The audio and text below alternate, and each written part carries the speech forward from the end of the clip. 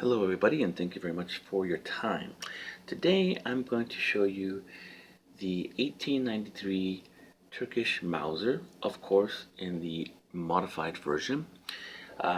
This video is specifically for those of you that are interested in getting an 1893 Turkish Mauser, because that's what I wanted to get, and I'm going to show you the features that you want to look for so that you don't buy the wrong rifle.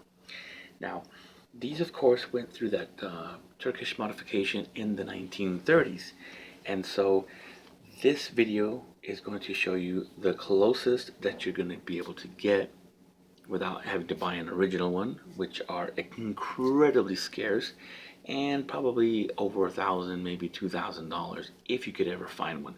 Good luck with that. So what I'm going to show you first is I'm going to show you the modifications done to it that were done in the 1930s, and so therefore a lot of these rifles, not just these but the other models that the Turks were using, they were all sort of redesignated as M38s or model 1938s.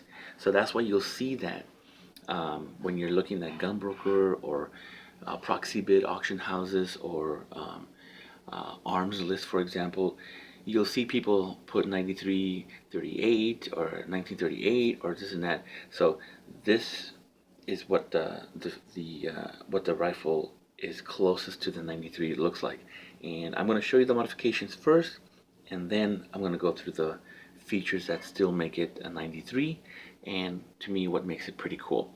So first of all, the original ammunition for this one was the 7.65, which we call now in America, very popular, 7.65 Argentine, and that is this one on the right. The 8mm is on the left. So as you can see, the Argentine is smaller than the 8mm, and in the 1930s they changed the barrel from the 7.65 Argentine to the 8mm Mauser. So remember that the 7.65 Argentine, as we know it, was used by the 1889 Belgian Mauser, the 1890 Turkish, 1891 Argentine, 93 Turkish, and the 1903 Turkish. I'm not sure if the later models, I know that they used some ZC Czech 1924s as well, but I don't believe that they were in that caliber. And anyway, in the 1930s, they had very accessible 8mm Mauser ammunition, and so they decided to do a uniform configuration of all their rifles, and that's why they had to go through this whole change. And so the thing that they did, as I mentioned, they changed the barrel to the new caliber. They also changed the rear sights here. They went from what we call the tangent sights, or they went to the tangent sights, and originally this is more so what it looked like. This is what you call the ladder sights. Okay, that's what it looked like, but of course with Arabic numbers. Now you'll find these 93s with these tangent sights with Western numbers, what I call Western numbers, the numbers that you and I are more used to writing. 1, 2, 3, 4, 5, blah blah blah blah. It's okay, not in Arabic. So they kept those, in my opinion, very, very strong opinion, and I think you'll agree with me. Well, these numbers, these sights, were already calibrated to that 8mm Mauser cartridge. So, bada bing, that's what they went with. So, another modification that you're going to see is going to be this big thumb cut right here, or what they call the thumb cut. Now that thing was first seen in the 1894 and 96 Turkish or Swedish Mausers. That was something that they specifically ordered for their rifles. You did not see that thumb cut in the 95 Chilean or Mexican, but you began to see it for sure in the Gewehr 98 and so on. My 1910 Mexican Mauser also has that thumb cut.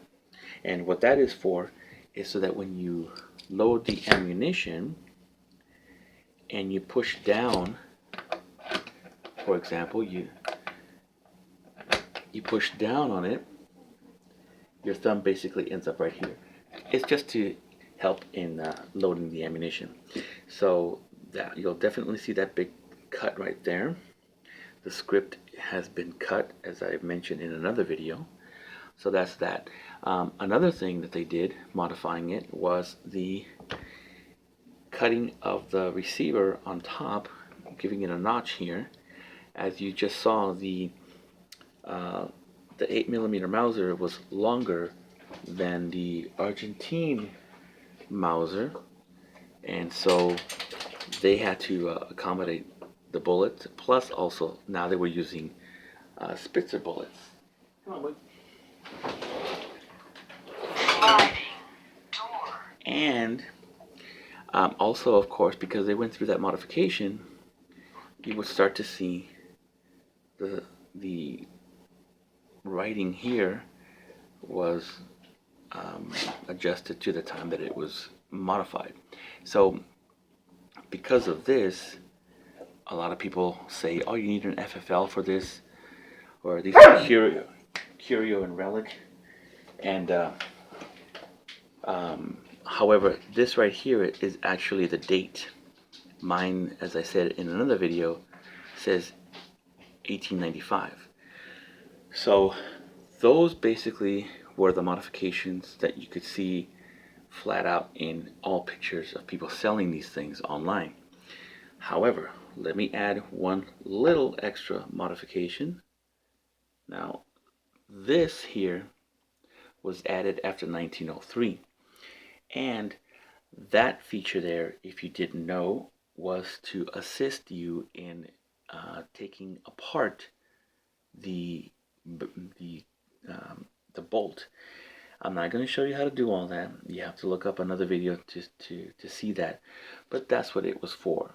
And it was added after 1903 from what I read. Okay, now we've gone past the modifications. Now let's look at the more original parts of this rifle that to me kind of make it stand out and look pretty cool. Alright, first of all, let's begin with the, and what do you see here? Straight stock. A 93 would have a straight stock, not a semi-pistol grip stock, which is what this looks like. Okay, this is my other Turkish Mauser, 1940s. Okay, no, it did not have this semi-pistol grip stock. Also, I have to mention that it does not have any finger grooves. I have seen people sell these 93s with straight stock and finger grooves. That is incorrect if you're looking for a more correct rifle. That stock is for a Swedish Mauser, like a 94, 90, or 95, I'm sorry, not a 94, a 96, which is the long rifle. That's the wrong, that would be the wrong stock to have as well. Now,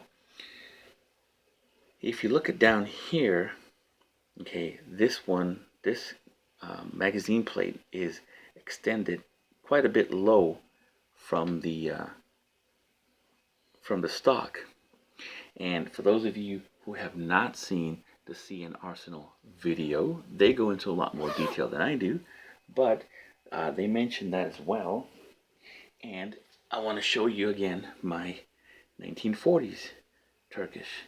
You see how the plate here is really quite flush with the stock, and this rifle here is not. And why is that? Well, because of what makes this rifle super duper cool and different, and that's gonna be the magazine cutoff, which is quite unique to this rifle, which is this big block right here. Alright, let's take a closer look at that. Okay, this big block used to have, you can see a little thing right here. It used to have this open space And in here, again, if you saw the videos of CN Arsenal's video, they have an original one. And what it was is a switch that basically depresses the ammunition that's in there. Okay, it depresses the ammunition that's already in there just enough, low enough, so that this rifle then becomes a single shot rifle. You know, you load one, you shoot it, eject. Load one with your hand, shoot it, eject. Load one with your hand, shoot it, eject, until you're given permission to use the ammunition in the box magazine. Just the mentality of those days. Now, that is an incredibly unique feature for Turkish Mausers, or any rifle actually, to have this thing on it. And I think that's what makes it pretty cool looking. In the 1930s, they filled that in so that you don't use it anymore. Okay, now that is another. It's kind of difficult to see because now, when you're looking at a picture online, you will definitely see this, and I have seen these shaved off. Okay, so you'll see 1893, blah blah blah blah blah, with a pistol grip stock, and you'll see this that's actually been shaved off because they're using a different stock. As you can see, the stock is accommodating that big block of metal. Okay, now now since we're looking at this, now this is something that you're not generally going to see when you see advertising, somebody's advertising selling this rifle, but I want you to take a look at this ridge right here. Okay, this ridge in here is pretty unique to these rifles as well. There's another rifle I think that has one. The 1890, 9091 Argentine and Turkish Mausers, they don't have that feature.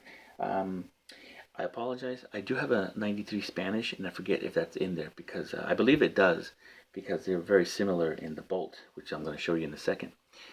So that is very unique to this particular era as well. It's just a guide rail. It's just so that the bolt doesn't go wink, wink, wink, wink, wink, wink. You know what? It doesn't make that sound, but wink, wink, wink, wink, wink, right?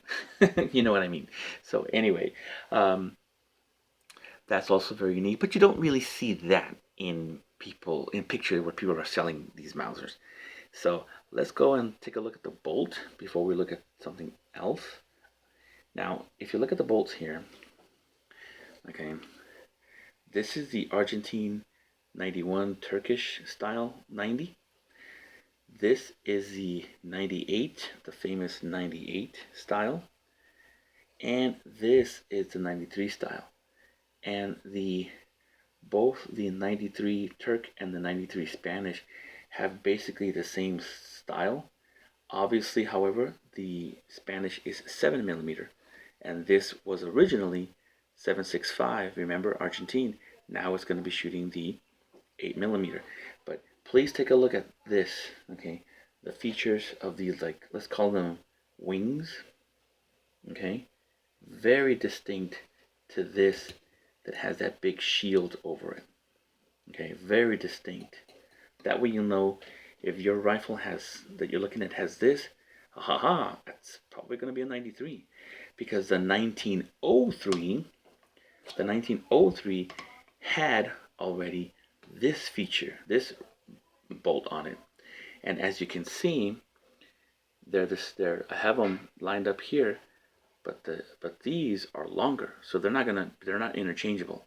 So the 1903 was now using, even though it was using the same ammunition, it was now using this style of bolt with a pistol grip stock, and it didn't have this big block feature on it.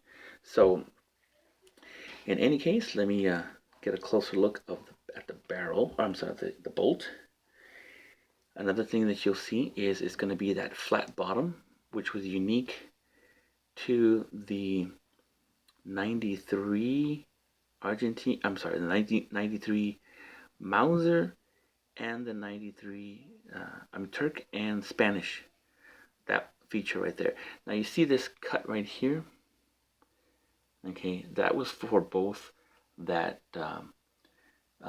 rail that was in here that I showed you, and it's also for this next thing that I'm going to show you that's a little bit slightly unique, and that's going to be the bolt release slash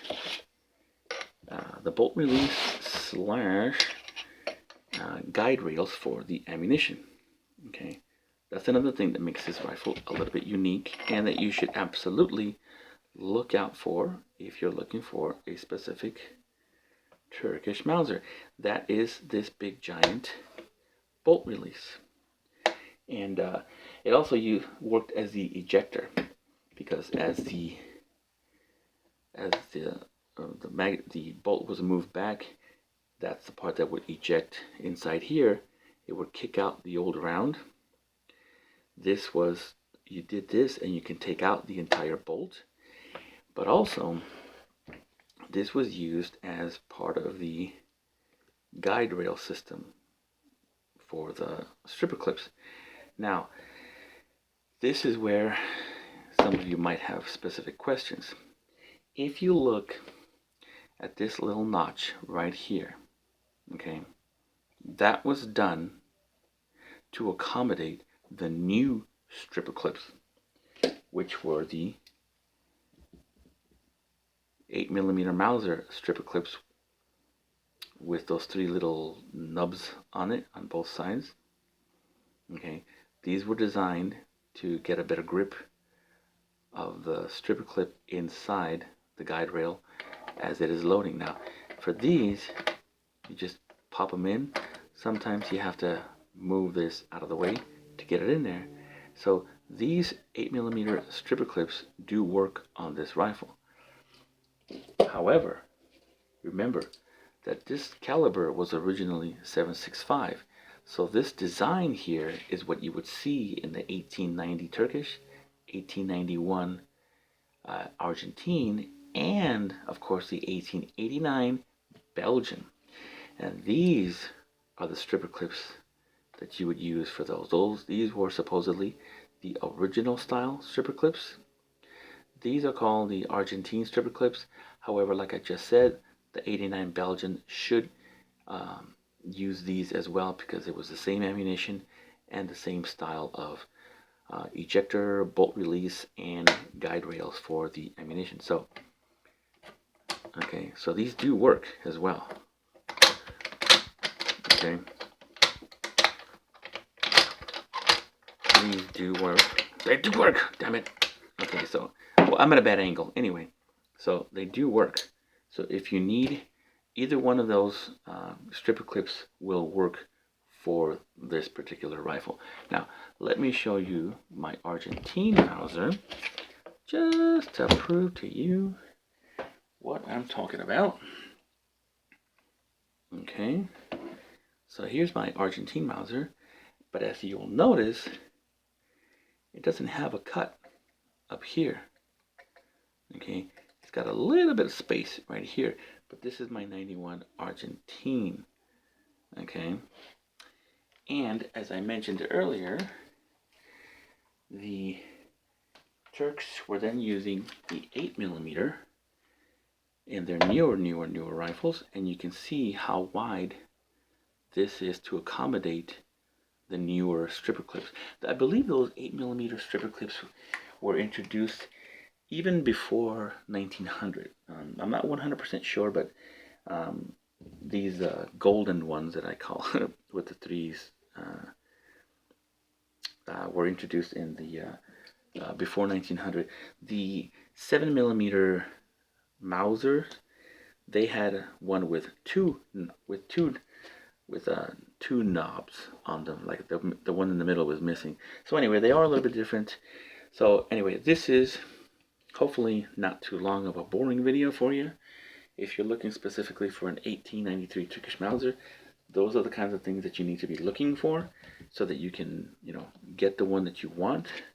And I hope this video was informative, entertaining, and helped you out quite a bit. So, but anyway, thank you very much for your time. Look up next for my bayonets that I'm going to be specifically doing videos on my 1890 and 1903 bayonets, which this rifle accommodates. So take care. I'll see you next time.